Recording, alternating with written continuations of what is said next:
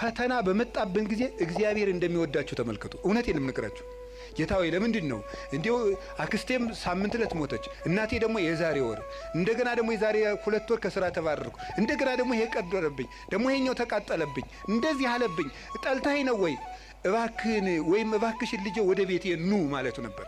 እንዲህ አድርገህ ትፈልገኛለህ ወይ ራስቼህ ስለኖርኩ እማስታውስበት መከራ ሰጠኸኝ ተብሎ ነው መመስገድ ያለበት።